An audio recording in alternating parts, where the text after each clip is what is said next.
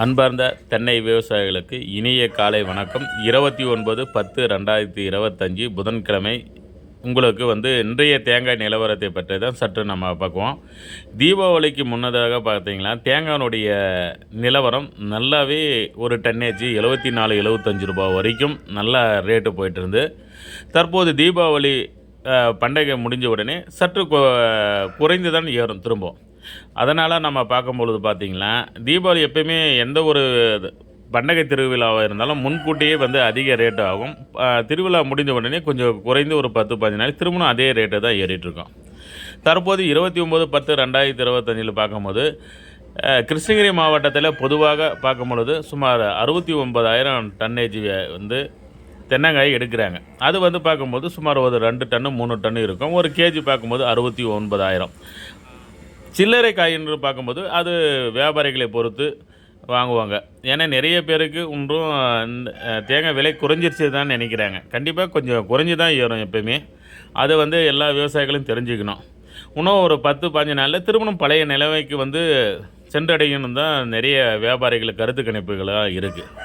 அதே போச்சமல்லி ஒழுங்குமுறை விற்பனை கூடத்தில் தேங்காயுடைய முதல் தர பருப்பு பார்க்கும்போது சுமார் 214 ரூபா 50 காசு போயிட்டுருக்கு.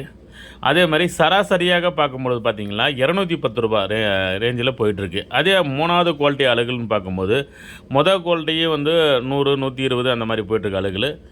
அதே மூணாவது குவாலிட்டின்னு நம்ம சொல்லும்பொழுது அது மண்ணும் அந்த அழுகுலும் கலந்துட்டுருக்கும். அந்த மாதிரி அழுகுலே சுமார் 50 ரூபாய்க்கு போயிட்டுருக்கு. பொள்ளாச்சி, உடுமலைப்பேட்டை, கோயம்புத்தூர் கம்பேர் பண்ணும்போது நம்ம கிருஷ்ணகிரி மாவட்டத்துடைய தேங்காயினுடைய பருப்பு எல்லாமே நிறைய இருக்குது. வட மாநிலத்தில் இருந்து நம்ம கிருஷ்ணகிரி மாவட்டத்துடைய தேங்காயை தான் விரும்பி வாங்குகிறாங்க. இது போன்ற தகவலை நம்ம விவசாய சங்கத்தினுடைய வீடியோவை நீங்கள் பார்த்து தெரிஞ்சுக்கணும். நீங்கள் பார்த்து கொண்டு இருக்குது கிருஷ்ணகிரி மாவட்டத்துடைய விவசாய சங்கத்தினுடைய வீடியோ தான். ஏன்னா 4 பேருக்கு அந்த தென்னை நிலவரத்தை தெரிஞ்சுக்கணுன்ற ஒரு நோக்கத்தில் தான் நம்ம ஒரு சேவையாக பண்ணிகிட்ருக்கோம். ஏன்னா விவசாயிகள் நிறைய ஏமாறக்கூடாது என்ற ஒரு நோக்கத்தில் தான் ஒவ்வொரு வீடியோவும் பாருங்கள் ஒரு 10 நாளைக்கு முன்னே தான் அந்த தேங்காயுடைய நிலவரம் போட்டோம். திரும்ப அதை தெரிஞ்சுக்கணுன்ற ஒரு நோக்கத்தில் தான் போட்டிருக்கோம். நிறைய விலை குறைஞ்சிருச்சுன்றாங்க, அதிகப்படியே குறையல. ஒரு 10 நாள் ஸ்டாக் வச்சுருந்தீங்கன்னா கண்டிப்பாக நீங்கள் இப்போ 70,000 மேலே கண்டிப்பாக வரும்.